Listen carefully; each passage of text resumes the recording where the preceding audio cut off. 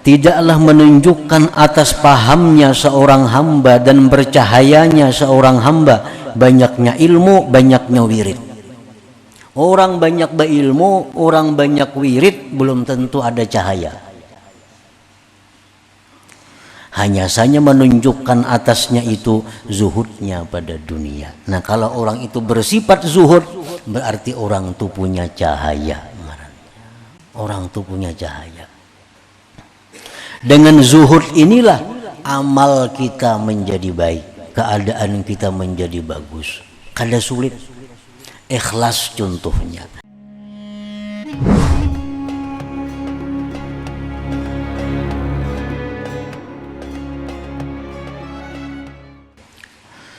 Para muhibbin rahimakumullah, al-hikmatul khamisatu wath-thamanun minal hikamil ataiyah. Qala al-imam Ahmad ibnu Athaillah as-Sakandari rahimahullah wa nafa'ana bi'ulumihi wa asrarih. Hikmah yang ke-85 dari Al-Hikamil Athaiyah, berkata Imam Ahmad ibni Athaillah as-Sakandari rahimahullah, at-tayyul haqiqiyyu an tatwiya masafatad dunya anka hatta taral akhirata aqraba ilaika minka. Yang artinya bermula melipat yang sebenarnya, bahwa engkau lipat jarak dunia ini daripada diri engkau, sehingga engkau melihat akhirat lebih dekat kepada engkau daripada diri engkau sendiri. Nah, itulah terjemah daripada hikmah yang ke-85 ini. Inna min khawariqil adat ma yusamma bitayy. Bahwasanya sebagian daripada khawariqil adat, sebagian dari yang merubik adat atau menyalahi adat, ada yang dinamakan bitayyi, dengan tay artinya melipat, menyalahi adat. Ada orang yang kena api kada hangus. Nah, ini namanya adalah menyalahi adat. Ada orang yang bisa berjalan di atas air. Ini namanya menyalahi adat. Kan kalau adat kita tinggalan berjalan di banyu itu. Inya kada bisa berjalan di banyu. Nah, itu namanya adalah menyalahi adat. Ada orang yang memasak 1 liter, tapi dia bisa memberi makan 1000 orang. Padahal kalau adat 1 liter itu paling-paling 5-6 orang, 10 orang paling banyak. Ini dimasaknya nasi 1 liter, beres 1 liter, jadi nasi bisa orang 1000 memakannya. Nah, ini khawariqul adat, ngarannya menyalahi adat.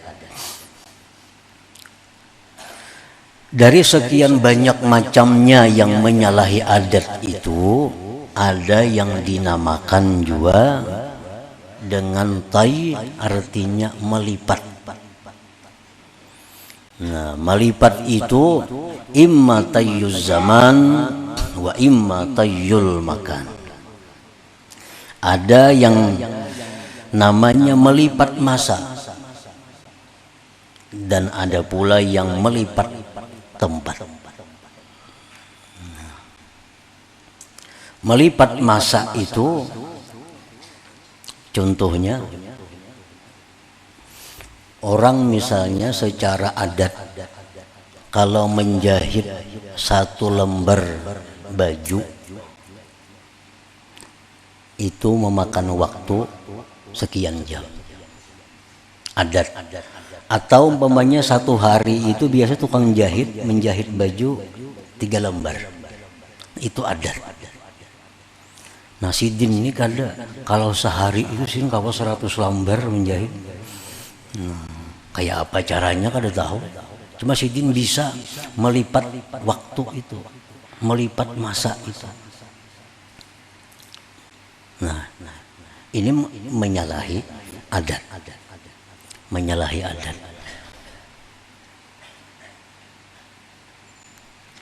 Ada pula yang dinamakan menyalahi melipat tempat. Melipat tempat ini hari ini jam ini ada di sini. Ini jam berapa? Jam 9 ada di sini. Tahu-tahu jam 10 ada di Singapura orangnya. Jam 11 kena ada di Jakarta. Secara adat itu kada bisa. Nah ada orang yang menyalahi adat itu. Nah itu namanya adalah tayyul makan. Artinya bisa melipat tempat orangnya. Dalam selangkahnya bisa kemana? Dalam selangkahnya bisa ke Makkah sana. Dalam selangkahnya bisa ke Palestina. Nah ini khawarikil adat, menyalahi adat. Wahuma la yutahaqqaqani minal karamat, itu yang melipat masa tadi atau yang melipat tempat tadi, itu keduanya tidak bisa dipastikan karamat. Tidak bisa dipastikan karamat.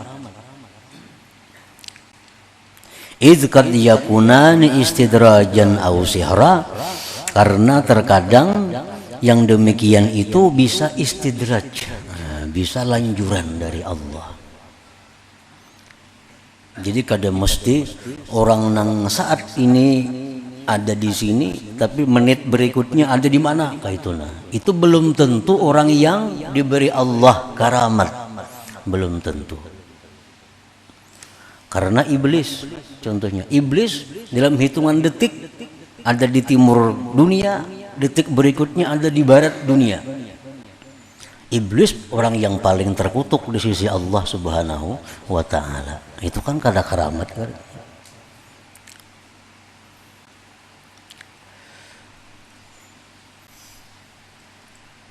Orang yang bisa berjalan di atas air itu bukan dipastikan itu karamat.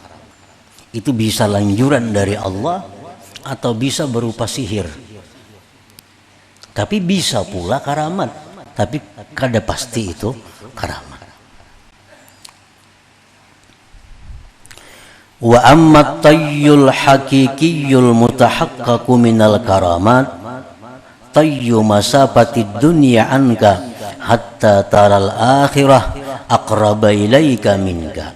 Bermula melipat yang sebenarnya, yang dipastikan bahwa itu karamat adalah melipat jarak dunia daripada engkau, sehingga engkau bisa melihat akhirat itu lebih dekat kepada engkau daripada diri engkau sendiri. Wa dzalika bizuhdi fiha, dan yang demikian itu dengan zuhud pada dunia. Kalau orang itu bisa melipat jarak dunia, sehingga jarak dunia ini dilipatnya, lalu yang nampak hanya akhirat. Nah itu bisa dilakukan dengan cara zuhud pada dunia. Artinya kalau orang itu zuhud pada dunia, nah itu karamat.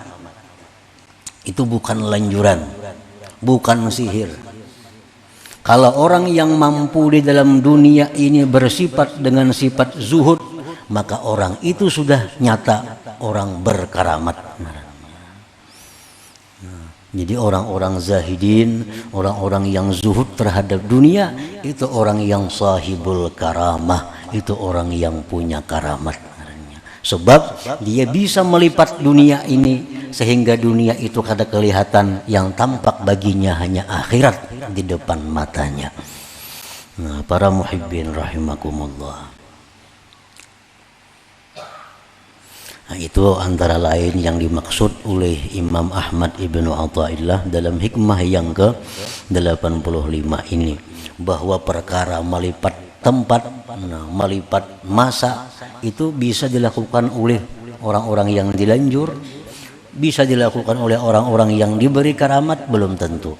Tapi yang pasti kalau kita bisa melipat dunia sehingga kita bisa melihat akhirat, nah itu karamat. Orang-orang yang tidak dicintai Allah tidak akan bisa melakukan demikian. Para muhibbin rahimakumullah. Jadi artinya bahwa orang yang zuhud pada dunia itu adalah orang yang mampu melipat dunia sehingga dia mempunyai karamah, mempunyai kemuliaan di sisi Allah Subhanahu wa ta'ala. Az-zuhdu nurun fi qalbil abdi bihi ya'rifu haqaratad dunya wa fanaha wa la'naha wa anna hubbaha ra'su kulli khati'ah fatarakaha wa athara al-akhirata wa ragiba fiha. Bermula pengertian zuhud. Yang dimaksud zuhud itu apa? Sehingga orang yang zuhud itu orang yang punya karamat. Zuhud itu artinya adalah cahaya di dalam hati seorang hamba. Dengan cahaya itu dia mengenali kehinaan dunia ini. Dengan cahaya itu dia melihat kehinaan dunia ini. Dengan cahaya itu dia mengetahui panaknya, hancurnya dunia ini.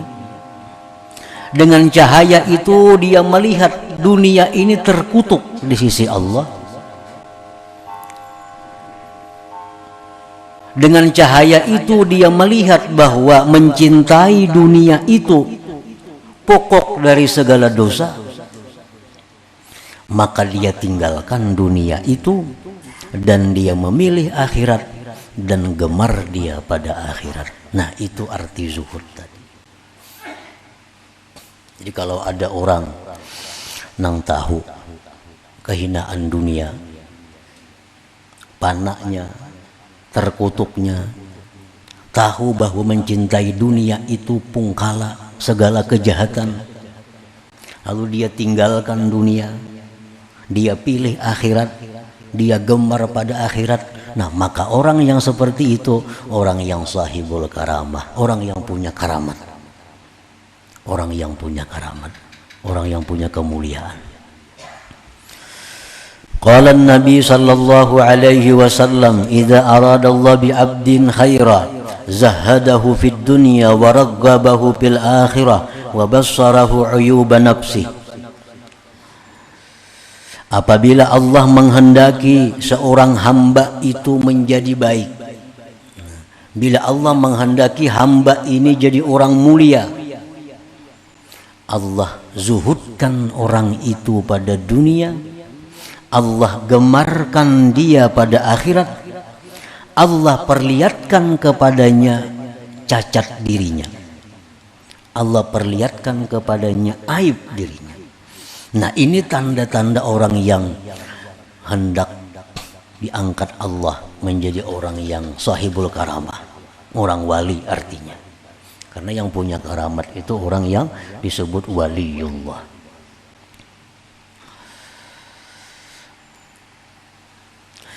Laisa az-zuhdu bitarkil mal wa ida'atil halal, walakinna az-zuhda khuluwul qalbi an hubbihi li dzatihi aw li tana'umihi bih. Bukanlah pengertian zuhud itu meninggalkan harta. Bukan pengertian zuhud itu menyia-nyiakan yang halal. Tetapi yang dinamakan zuhud itu adalah kosongnya hati daripada mencintai harta. Karena zatnya itu harta, atau karena bersenang-senangnya dia dengan harta itu. Nah, itu pengertian zuhud. Artinya orang zuhud itu bukan orang yang digubuk diamnya kada. Orang yang zuhud itu orang nang kada saling duitan kada. Zuhud itu artinya orang nang dalam hatinya itu tidak ada cinta kepada harta karena harta itu. Kan kadang-kadang kita bisa cinta lawan harta karena harta ini duit contohnya. Kita cinta sayang lawan duit dengan sebab kita hendak naik haji. Nah, ini bukan menghilangkan zuhud. Karena kita sayang duit itu karena sadar naik haji. Itu ngarannya kita sayang lawan duit bukan karena duitnya. Nah, ada orang yang sayang dengan duit karena apa? Karena hendak mengulah masjid. Sayang lawan duit, dikumpulkannya duit. Nah, disayanginya duitnya karena ini hendak membangun masjid. Nah, ini bukan menghilangkan zuhud. Yang menghilangkan zuhud itu adalah orang yang cinta kepada duit karena duit itu. Ini cinta lawan duit, kumpulkannya duit dalam lemari, nah bersusun. Nah bisukan diliatinya, senang hatinya. 2-3 hari ini dibukanya, pati besi, dikontrolnya duitnya, bersusun, nyaman hatinya. Nah ini yang dimaksud dengan hubud dunia. Dia cinta kepada duit karena duit itu, atau dia cinta kepada duit itu karena duit ini jalan untuk bersenang-senang. Nah itu menghilangkan zuhud juga. Duit ini dicinta, tapi tujuannya cinta duit itu untuk nyaman bersenang-senang, berpuya-puya walaupun dengan yang halal. Nah itu sudah menghilangkan zuhudnya. Nah jadi pengertian zuhud itu bukan orang yang tidak punya harta, bukan, tetapi yang dimaksud zuhud itu adalah kosongnya hati daripada mencintai dunia karena zatnya dunia itu, atau karena ingin bersenang-senang dengannya. Nah ini, jadi bila dalam hati kita ada ketujuh lawan dunia karena dunianya itu, berarti kita kada punya sifat zuhud. Bila kita cinta dengan dunia karena kita ingin bersenang-senang dengan dunia itu, maka kita tidak punya sifat zuhud. Tidak punya sifat zuhud. Tapi kalau kita cinta kepada harta, karena dengan harta ini aku bisa berbuat segala macam ibadah, nah itu kadang menghilangkan zuhud. Kadang menghilangkan zuhud. Para muhibbin rahimakumullah, qala Nabi sallallahu alaihi wasallam, az-zahadatu fid dunya laysat bi tahrimil halal wala idha'atil mal, walakinna az-zahadah fid dunya an la takuna bima fi yadayka awsaqa minka bima fi yadillah, wa an la takuna bi thawabil musibah iza anta usibta biha argaba minka biha law annaha ubqiyat laka. Rasulullah sallallahu alaihi wasallam bersabda, zuhud pada dunia itu, ujar Nabi kita, bukan mengharamkan yang halal. Zuhud pada dunia itu bukan mengharamkan yang halal. Kalau hendak makan yang bagus-bagus, kalau hendak makan yang nyaman, kalau hendak guring betilam, bukan itu pengertian zuhud.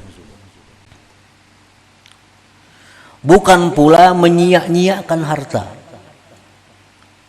Tetapi zuhud pada dunia itu artinya bahwa adalah sesuatu yang di sisi Allah lebih engkau percayai dari sesuatu yang ada di tangan engkau.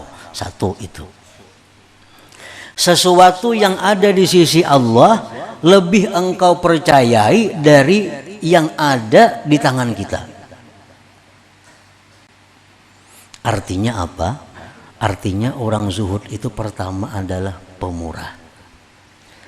Pemurah. Karena harta-harta yang kita berikan di jalan Allah, itulah harta kita. Sudah kita titipkan di sisi Allah.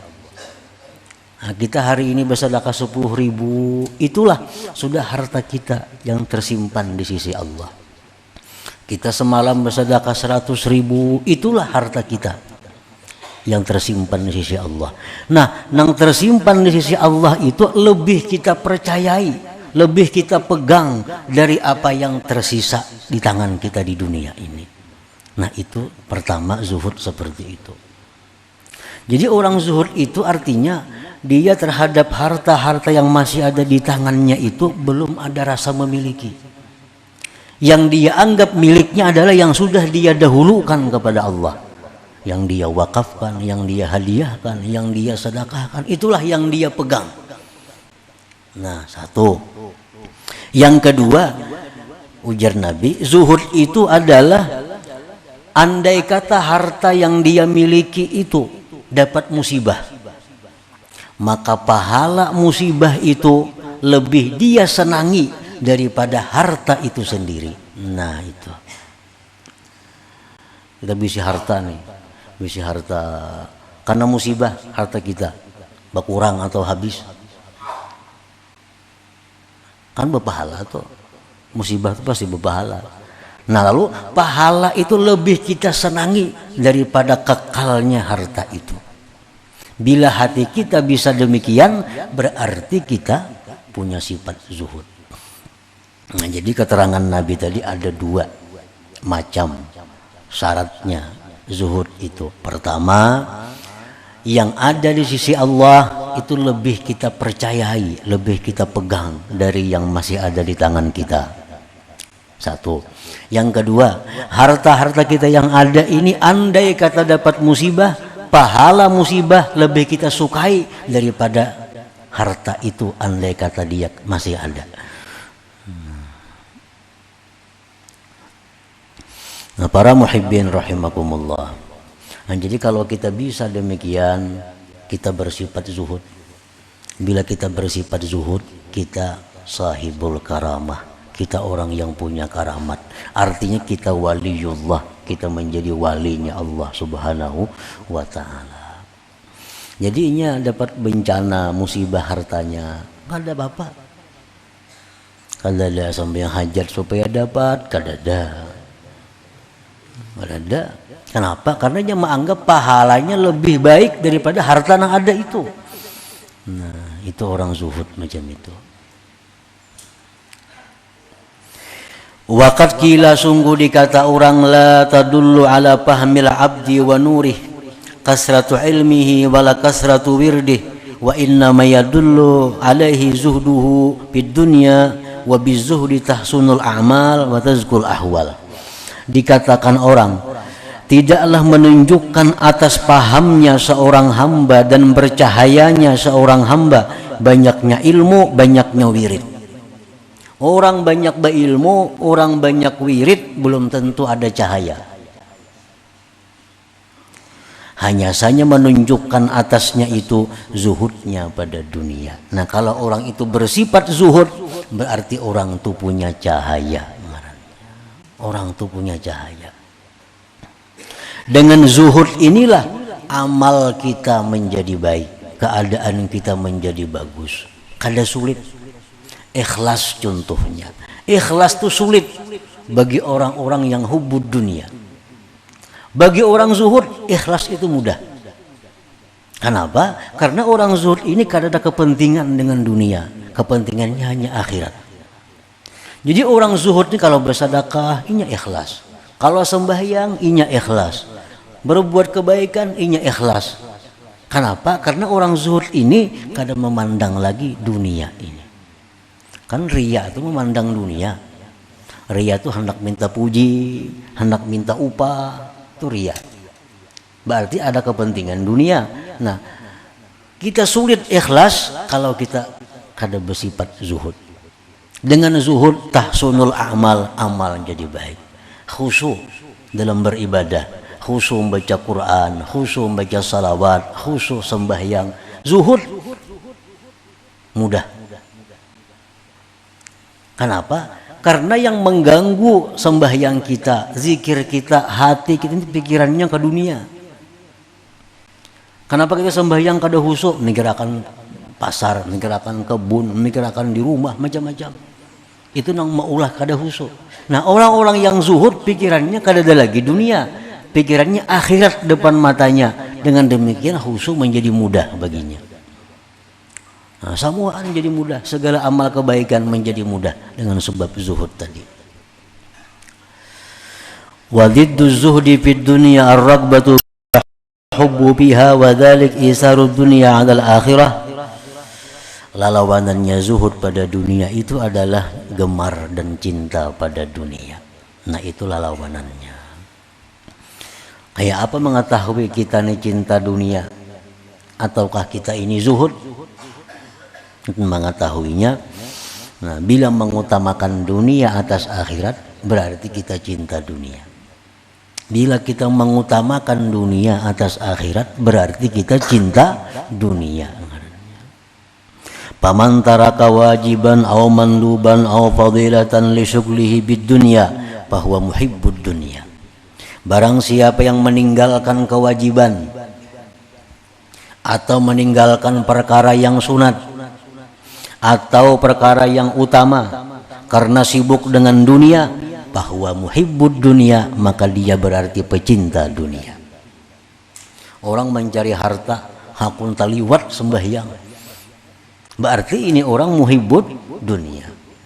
Orang mencari harta hakun kadata baca wirid-wirid tiap malam, biasa tabarak yasin malam, surah-surah nang baik, waqiah, surah duhan malam.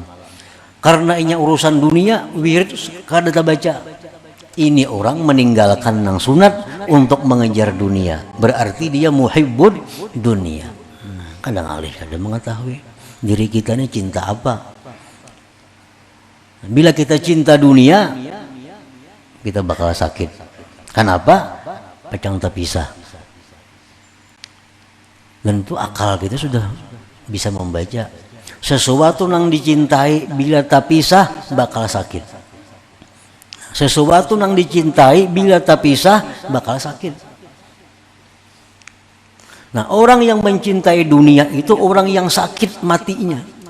Kenapa? Karena dia berpisah dengan yang dicintainya.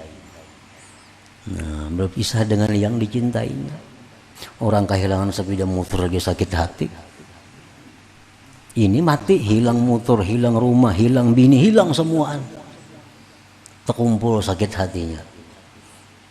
Nah, jadi tandanya itu bila kita hakun meninggalkan yang baik-baik, yang wajib, kita meninggalkan yang sunat-sunat untuk urusan dunia, berarti kita muhibbud dunia ngarannya. Orang yang cinta dunia. Bila cinta dunia, sembahyang kada mau khusyuk.